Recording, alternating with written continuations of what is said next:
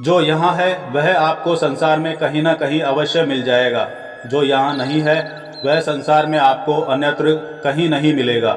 महाभारत। महाभारत को महाकाव्य रूप में लिखा गया भारत का ऐतिहासिक और दार्शनिक ग्रंथ माना जाता है। यह विश्व का सबसे बड़ा महाकाव्य ग्रंथ है। इसमें लगभग 1 लाख श्लोक हैं, जो इलियड और ओडिसी से 7 गुना ज़्यादा माना जाता है। महाभारत का एक छोटा सा हिस्सा मात्र है गीता। महाभारत में वेदों और अन्य हिंदू ग्रंथों का सार निहित है। महाभारत को महर्षि वेदव्यास जी ने लिखा था। दोस्तों, महाभारत के ऐतिहासिक तथ्य की बात करें तो विद्वानों का मानना है कि महाभारत में वर्णित सूर्य और चंद्र ग्रहण के अध्ययन से पता चलता है कि इसकी रचना 31वीं सदी ईसा पूर्व हुई थी। आमतौर पर इसका रचनाकाल 1400 ईसा पूर्व माना जाता है। आर्यभट्ट के अनुसार महाभारत युद्ध 3137 ईसा पूर्व में हुआ और कलयुग का आरंभ कृष्ण के निधन के 35 वर्ष पश्चात हुआ। एक अध्ययन अनुसार श्री राम का जन्म 5114 ईसा पूर्व हुआ था। शल्य, जो महाभारत में कौरवों की तरफ से लड़ा था, उसे रामायण में वर्णित लव और कुश के बाद की 50वीं पीढ़ी का माना जाता है। इसी आधार पर कुछ विद्वान महाभारत का समय रामायण से 1000 वर्ष बाद का मानते हैं। ताज़ा शोधानुसार ब्रिटेन में कार्यरत न्यूक्लियर मेडिसिन के फिजिशियन डॉक्टर मनीष पंडित ने महाभारत में वर्णित 150 खगोलीय घटनाओं के संदर्भ में कहा है कि महाभारत का युद्ध 22 नवंबर 3067 ईसा पूर्व को हुआ था। उस वक्त भगवान कृष्ण 55-56 वर्ष के थे। इसके कुछ माह बाद ही महाभारत की रचना हुई मानी जाती है। महाभारत का युद्ध चंद्रवंशियों के 2 परिवार कौरव और पांडवों के बीच हुए युद्ध का वृत्तांत है। 100 कौरव और 5 पांडव के बीच भूमि के लिए जो संघर्ष चला, उससे अंततः महाभारत युद्ध का सृजन हुआ। उक्त लड़ाई आज के हरियाणा स्थित कुरुक्षेत्र के आसपास हुई मानी गई है। इस युद्ध में पांडव विजयी हुए थे। इस युद्ध को धर्म युद्ध कहा जाता है। धर्म युद्ध अर्थात सत्य और न्याय के लिए लड़ा जाने वाला युद्ध।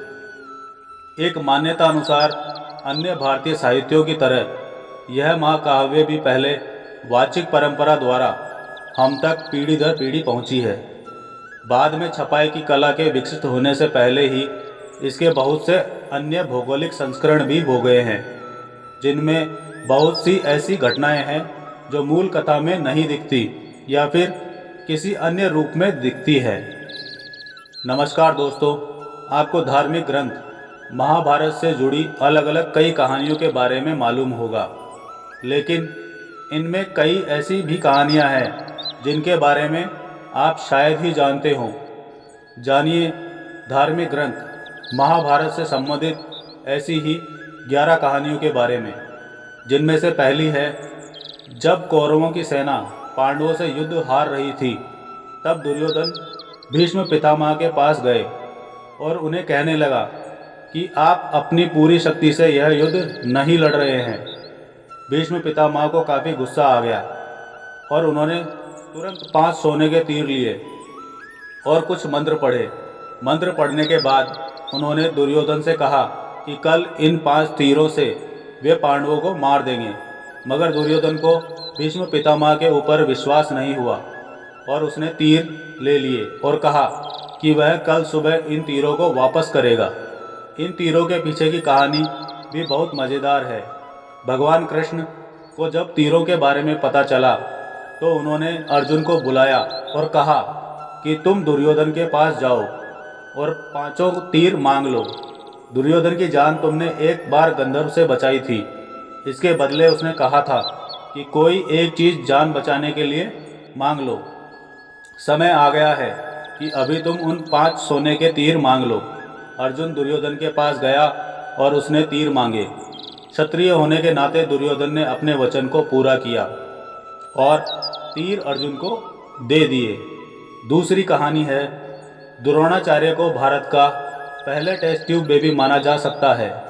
यह कहानी भी काफ़ी रोचक है। द्रोणाचार्य के पिता महर्षि भारद्वाज थे और उनकी माता एक अप्सरा थी। दरअसल एक शाम भारद्वाज शाम में गंगा नहाने गए, तभी उन्हें वहाँ एक अप्सरा नहाती हुई दिखाई दी। उसकी सुंदरता को देख ऋषि मंत्रमुग्ध हो गए और उनके शरीर से शुक्राणु निकला, जिसे ऋषि ने एक मिट्टी के बर्तन में जमा करके अंधेरे में रख दिया। इसी से द्रोणाचार्य का जन्म हुआ। तीसरी कहानी है, जब पांडवों के पिता पांडु मरने के करीब थे तो उन्होंने अपने पुत्रों से कहा कि बुद्धिमान बनने और ज्ञान हासिल करने के लिए वे उनका मस्तिष्क खा जाएं। केवल सहदेव ने उनकी इच्छा पूरी की और उनके मस्तिष्क को खा लिया। पहली बार खाने पर उसे दुनिया को में हो चुकी सारी चीज़ों के बारे में जानकारी मिली। दूसरी बार खाने पर उसने वर्तमान में घट रही चीज़ों के बारे में जाना और तीसरी बार खाने पर उसे भविष्य में क्या होने वाला है इसकी जानकारी मिली। चौथी कहानी है, अभिमन्यु की पत्नी वत्सला बलराम की बेटी थी। बलराम चाहते थे कि वत्सला की शादी दुर्योधन के बेटे लक्ष्मण से हो। वत्सला और अभिमन्यु एक दूसरे से प्यार करते थे। अभिमन्यु ने वत्सला को पाने के लिए घटोत्कच की मदद ली। घटोत्कच ने लक्ष्मण को इतना डराया कि उसने कसम खा ली कि वह पूरी जिंदगी शादी नहीं करेगा। और पांचवी कहानी है, अर्जुन के बेटे इरावन ने अपने पिता की जीत के लिए खुद की बलि दी थी। बलि देने से पहले उसकी अंतिम इच्छा थी कि वह मरने से पहले शादी कर ले, मगर इस शादी के लिए कोई भी लड़की तैयार नहीं थी, क्योंकि शादी के तुरंत बाद उसके पति को मरना था। इस स्थिति में भगवान कृष्ण ने मोहिनी का रूप लिया और इरावन से न केवल शादी की बल्कि एक पत्नी की तरह उसे विदा करते हुए रोए भी। छठी कहानी है, सहदेव जो अपने पिता का मस्तिष्क खाकर बुद्धिमान बना। उसमें भविष्य देखने की क्षमता थी, इसलिए दुर्योधन उसके पास गया और युद्ध शुरू करने से पहले उससे सही मुहूर्त के बारे में पूछा। सहदेव यह जानता था कि दुर्योधन उसका सबसे बड़ा शत्रु है, फिर भी उसने युद्ध शुरू करने का सही समय बताया। सातवीं कहानी है, धृतराष्ट्र का एक बेटा युयुत्सु नाम का भी था। युयुत्सु एक वैश्या महिला का बेटा था। दरअसल धृतराष्ट्र के संबंध एक दासी के साथ थे जिससे युयुत्सु पैदा हुआ था। आठवीं कहानी है, महाभारत का युद्ध में उडुपी के राजा ने निरपेक्ष रहने का फैसला किया था। उडुपी का राजा न तो पांडवों की तरफ से थे और न ही कौरवों की तरफ से। उडुपी के राजा ने कृष्ण से कहा था कि कौरवों और पांडवों की इतनी बड़ी सेना को भोजन की जरूरत होगी और हम दोनों तरफ की सेनाओं को भोजन बनाकर खिलाएंगे। 18 दिन तक चलने वाले इस युद्ध में कभी भी खाना कम नहीं पड़ा। सेना ने जब राजा से इस बारे में पूछा तो उन्होंने इसका श्रेय श्री कृष्ण को दिया। राजा ने कहा कि जब कृष्ण भोजन करते हैं तो उनके आहार से उन्हें पता चल जाता है कि कल कितने लोग मरने वाले हैं और खाना उसी हिसाब से बनाया जाता है। 9वीं कहानी है, जब दुर्योधन कुरुक्षेत्र के युद्ध क्षेत्र में आखिरी सांस ले रहा था, उस समय उसने अपनी 3 उंगलियां उठा रखी थी। भगवान कृष्ण उसके पास गए और समझ गए कि दुर्योधन कहना चाहता है कि अगर वह 3 गलतियां युद्ध में ना करता तो युद्ध जीत लेता। मगर कृष्ण ने दुर्योधन को कहा कि अगर तुम कुछ भी कर लेते तब भी हार जाते। ऐसा सुनने के बाद दुर्योधन ने अपनी उंगली नीचे कर ली। 10वीं कहानी है, कर्ण और दुर्योधन की दोस्ती के किस्से तो काफ़ी मशहूर हैं।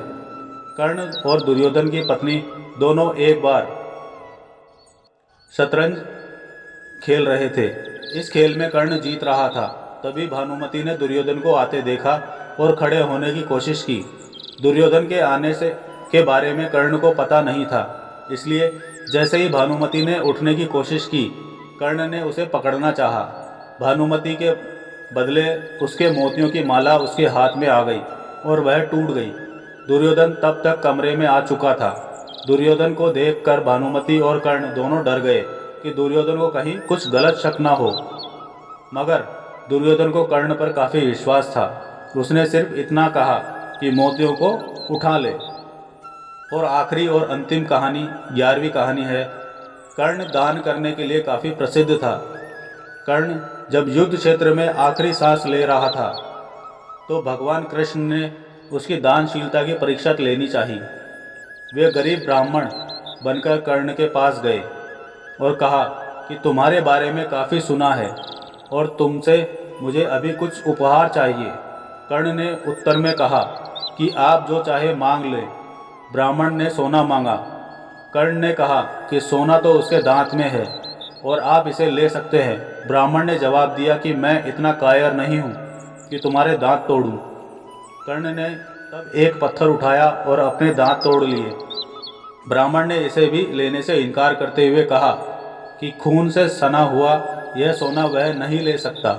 कर्ण ने इसके बाद एक बाण उठाया और आसमान की तरफ चलाया। इसके बाद बारिश होने लगी और दांत धुल गया। तो दोस्तों, ये थी महाभारत की 11 अनसुनी कहानियाँ। अगर आपको पसंद आई हो तो इस वीडियो को लाइक ज़रूर करें और हमारे चैनल पर नए हैं तो सब्सक्राइब करना ना भूलें। धन्यवाद।